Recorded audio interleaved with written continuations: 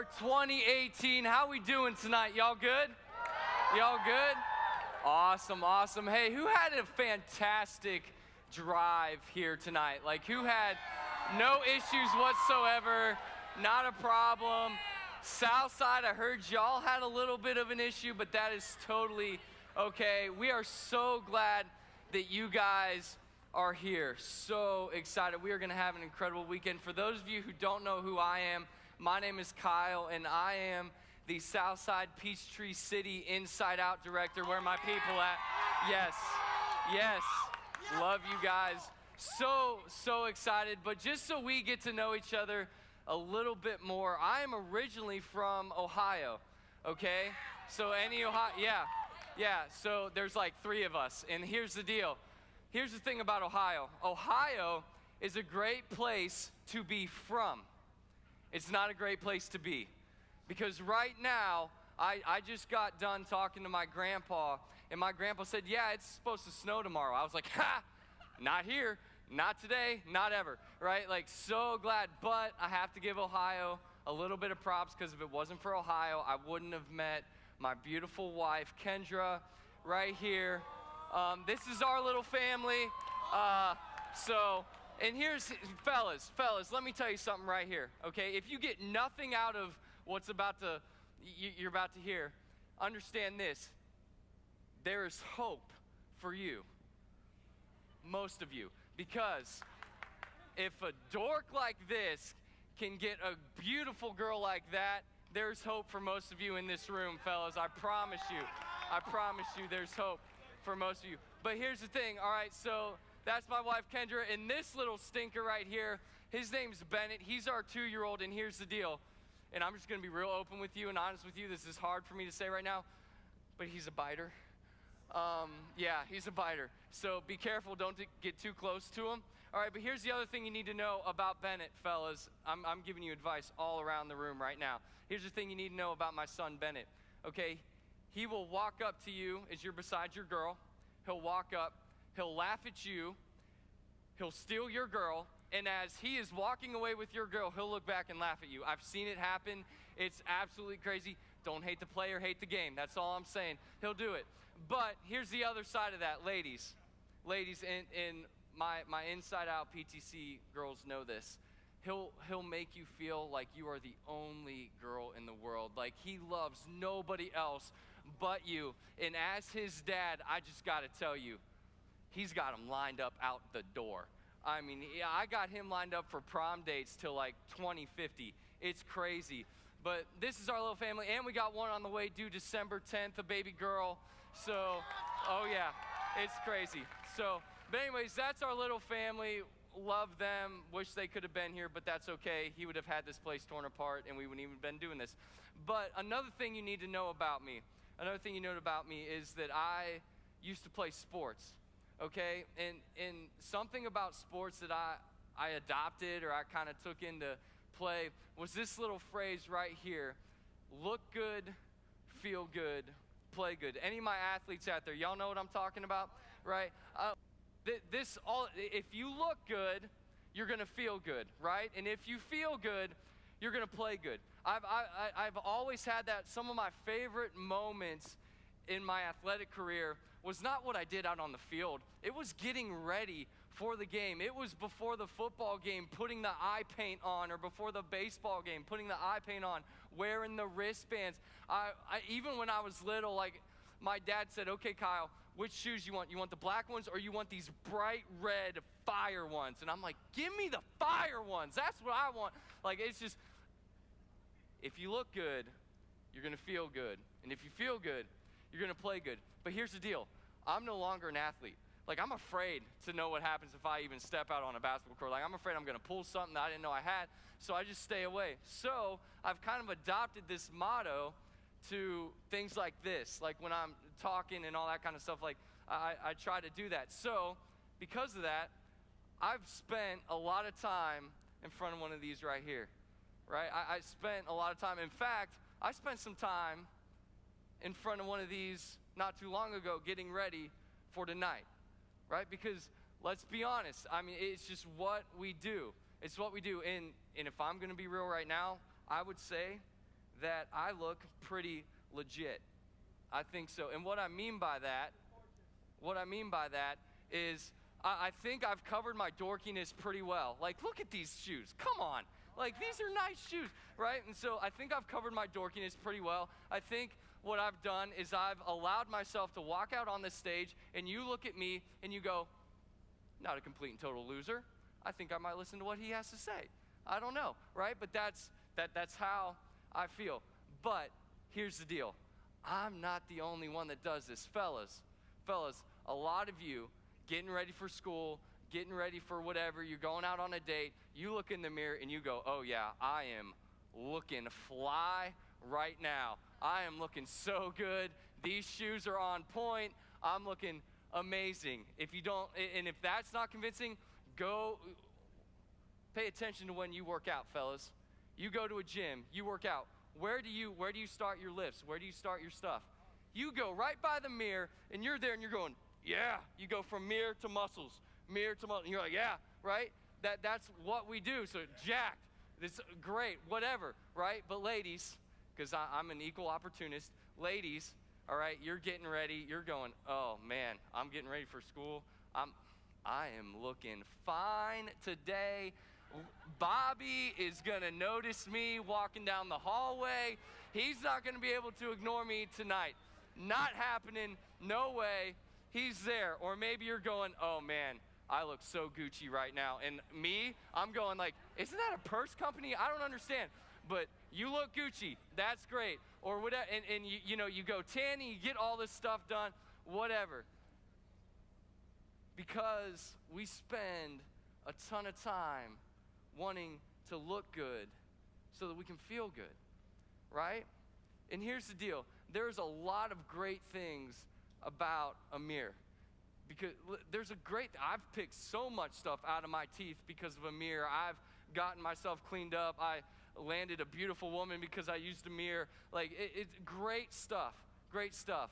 But if I can be very transparent and very honest with you, when I look into a mirror, no matter what shoes I got on, no matter what jeans I got on, no matter what my hair looks like, what I see is skinny, too skinny. That's what I see. I see too skinny. 5'9", 145. Like, man, come on, really? Doesn't matter how much I eat, how little I eat, doesn't matter how much I work out, whatever. This is it. And it can get frustrating. And when I look into the mirror, that's what I see. And for a lot of us in this room tonight, looking in the mirror is not a fun experience. It's not. Because when you look in the mirror, you think, I'm too pale. I'm not tan, I'm too pale. Maybe when you look in the mirror, you say, I'm too big, I'm too fat, I'm too ugly, I'm too whatever. You fill in the blank. When you look in the mirror, it's almost like, you know what? I just rather rip the mirror down. I don't want to look at myself.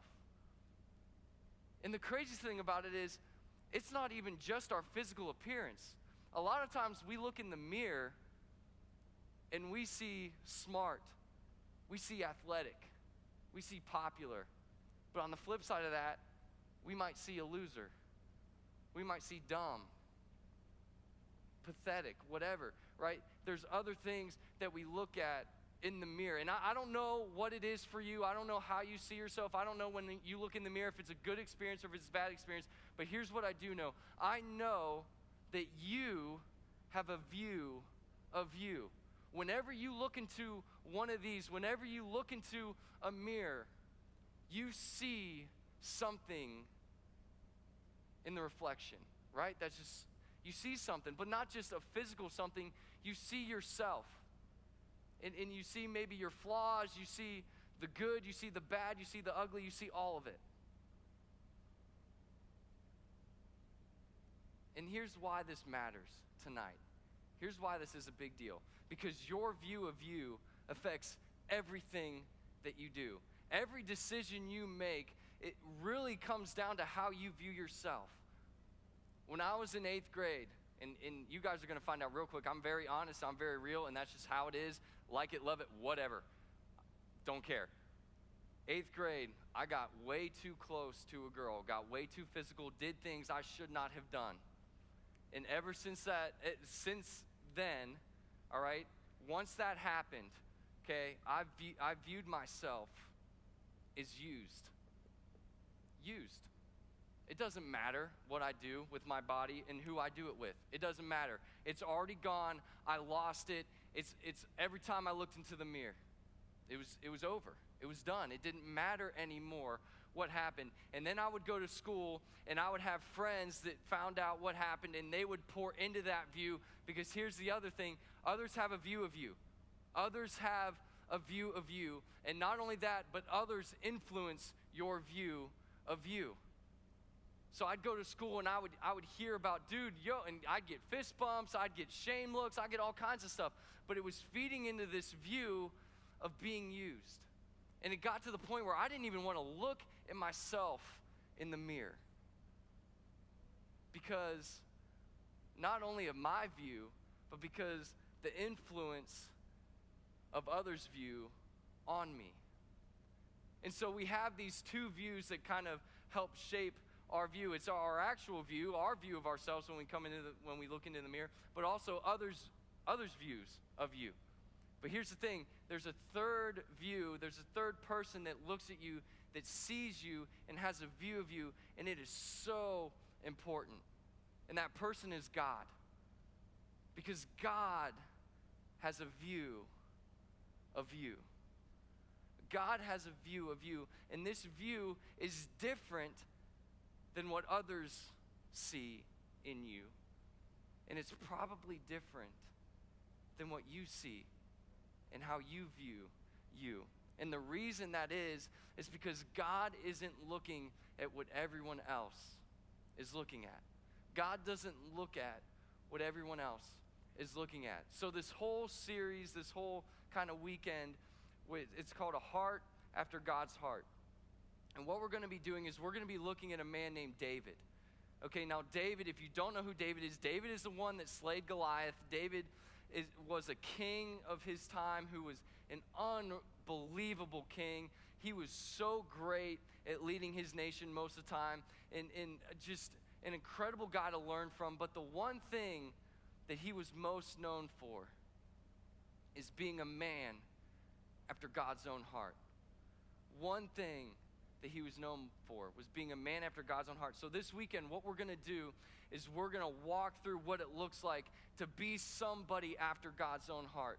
And so tonight, we're going to look at David, and we're going to look at how he viewed himself and the places that he pulled from and how he did that. Because here's the thing, students, if you don't lean into tonight, everything else that's said won't make sense during the weekend.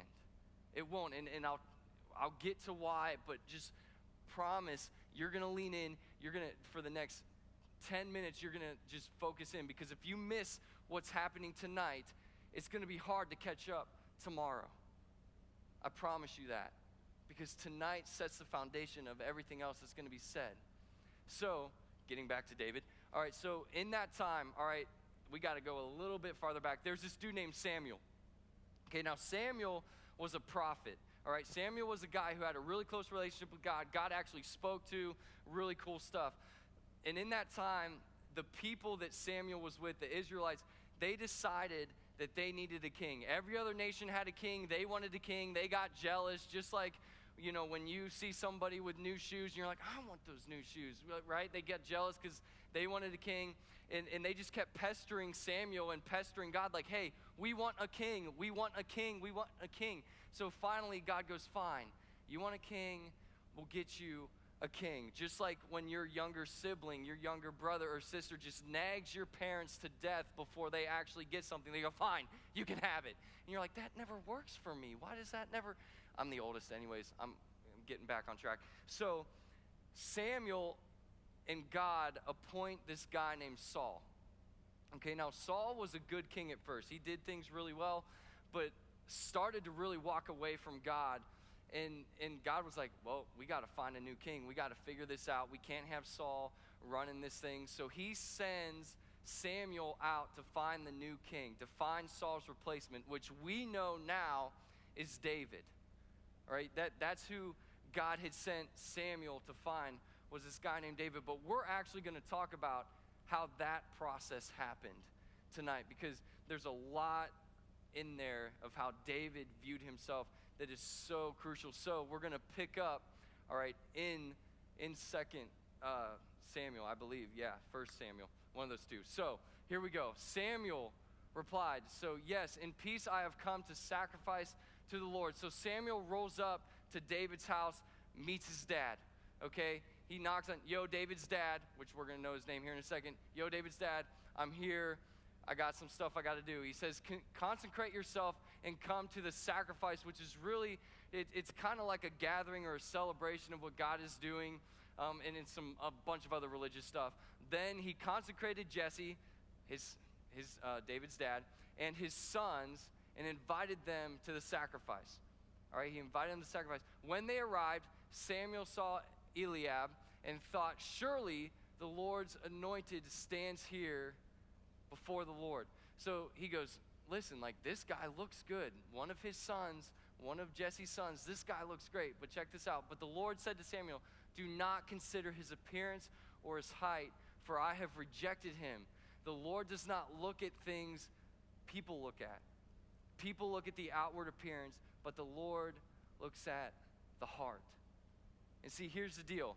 We as human beings, we are so physical in nature. Like we look at appearance stuff, we're so visual, we hardly ever get to things other than what we see right away. And so we look at the outward appearance, right? We look outward in. We go, okay, that person looks cool, that person looks all right, that person, it doesn't look like he showers, whatever. And then we get to know people, right? We view people from the outside in. But here's the deal. God views people from the inside out. That's how God views people, and it changes David's story forever. So we're going to keep rolling in this thing. Then Jesse called Abinadab, which you can name your kid that. You're more than welcome to. Good luck. And had him pass in front of Samuel. But Samuel said, the Lord has not chosen this one either. Jesse then sends Shammah passed by. Samuel says, nor has this one been chosen. All right, so Jesse's just sending them through. And Samuel keeps saying, no, God hasn't chosen him. God hasn't chosen him. It keeps going. He has 7 of his sons pass before Samuel. Samuel said to him, the Lord has not chosen these. Literally, all of his sons, almost, all of his sons have passed by. And he says, Samuel's like, Jesse, yo, you got any more left? So he asked Jesse, are these all the sons you have? There is still the youngest, Jesse answered. He is tending to the sheep. Samuel said, send for him. We will not sit down until he arrives. Here's the deal. By that interaction right here, you can tell how David's family viewed David. Literally, a guy walks into to Jesse's house and says, hey, listen, one of your sons is going to be king. You need to bring them all here. You need to get them all here because we got to figure out which one it is. And they don't even have the consideration to invite David to it. They say, oh, it's got to be one of the 7. So David's family's view of him is insignificant. He's not worth it. He's not even worth bringing in. He's too young. There's no way he can be a king. He's too young. He's too young and he's too weak. He's too weak. He can't get that done. He's not strong enough. He hasn't been through enough to be a king. There's no way. And here's the thing, because of David's family's view, just like us, you got to believe that David's view of himself was shaped by that, or at least influenced a little bit. And I'm sure in those moments, walking back to the house, knowing what was going on, I guarantee you David felt and viewed himself as unloved. Like, my dad didn't even ask me to come back. Like, he didn't even think I had a shot at being king. Like, really, Dad?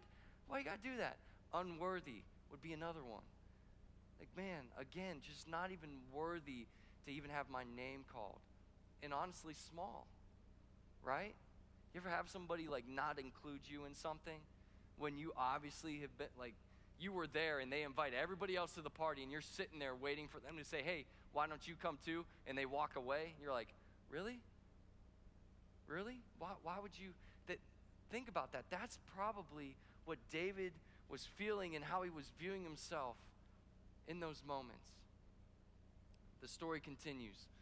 All right, so he asks Jesse. All right, so he gets them all there. We're not going to sit down till he arrives.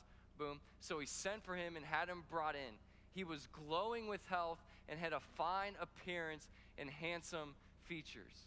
Again, things that maybe other people didn't necessarily see, but Samuel saw them because he was viewing David through the eyes of how God was viewing him. Then the Lord said, "Rise and anoint him. This is the one." All right, and here we go. So Samuel took the horn of oil, anointed him in the presence of his brothers, and from that day on, the Spirit of the Lord came powerfully upon David. Samuel then went to Ramah. All right, so be in David's shoes for a second. You come in, you're feeling unloved, unworthy, you're feeling small because your dad didn't even want to invite you, but the guy told him to go get you. So you walk in, and all of a sudden this dude says, "Yo, you're the one. You're going to be king." Now here's the deal. David could have easily said, "Whoa, Samuel, hold up. I'm not sure what long walk you had. I'm not sure how long it took you to get here. I'm not even sure what my dad gave you to eat or drink, but this is, like, there's no way I could be king. My dad didn't even want me here. There's no way I could be king. There's no way this could happen. This isn't adding up." But that's not what David did. Because David went on to accept that role and went on to be king and be an incredible leader. But that only happened because David had an open heart.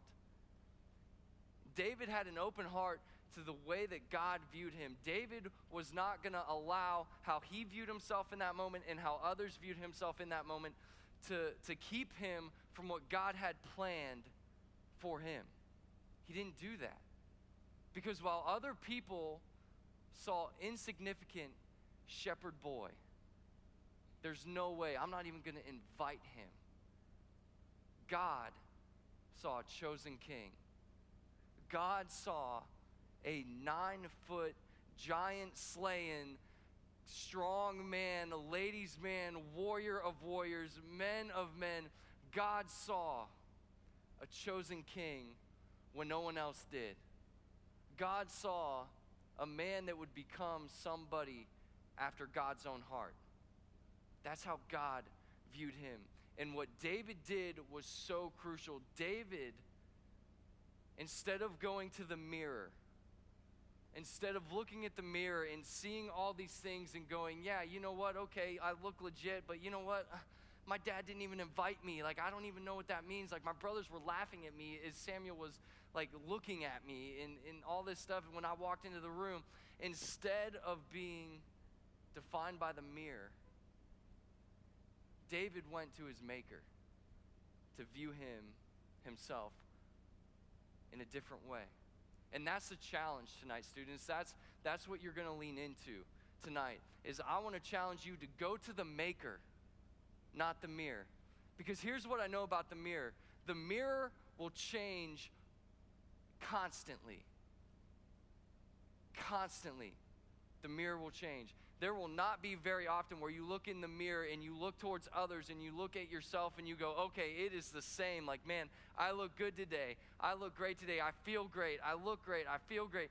All of a sudden, that changes. "Man, I don't feel great. Man, I don't look good. Man, I am stupid. Man, I am dumb." But all of a sudden, okay, I am smart now and chasing this all day long. But here's the deal. The maker, first, how the maker sees you never changes. He calls you his prized possession. And it doesn't matter what you do, you are still his prized possession. He calls you his child. And it doesn't matter what you do, he still calls you child. He calls you loved. And it doesn't matter what you do, he's still sent his son for you. Does not matter. It does not matter. It never changes. Never changes. And that's what I finally experienced in my life. Because at one point I viewed myself as used. And it wrecked me. and it tore me apart, and I didn't know how I was going to get over it. But then I got introduced to this guy named Jesus, and he totally reshaped my life, totally reshaped my view of me, and I learned about a God that loved me no matter what, and I learned about a God that was never going to leave me, and I learned about a God that didn't look through the mirror, but he had his own view of me, and he had something so much better than the mirror could ever offer me, and I realized that God wanted to do something great in my life. And here's the deal: God wants to do something great in your life, not just this weekend, but forever. He wants to do something unbelievable in your life. But here's the deal: it starts with being open to viewing you the way God views you. Because if you're not going to have an open heart, if you're not going to be open to viewing you the way God views you, he's going to say, hey, you're chosen for something, and you're going to go, nope, sorry, the mirror says that's not happening. The mirror says this is not happening. Sorry, God, I know, whatever you say, yeah, okay, but the mirror says no. But if you learn from David, and you say, you know what, I am going to have an open heart, and I'm going to be open to viewing myself the way God views me, everything changes. Everything changes. And as you go to small groups tonight, you're going to lean into that, to being open to viewing you the way God views you. Go to the maker, not the mirror. Let's pray. Father, we love you. God, we thank you so much for who you are and what you're doing in this place. God, I pray that you would just make yourself so known this weekend, that when these students leave, when these leaders leave this weekend, that they would leave going, only God could do what just happened. Only God could do what just happened. So Father, I pray that as we go to our small group time, that we would just lean in to being open to viewing you, viewing us the way that you view us. It's in your name that we pray. Amen.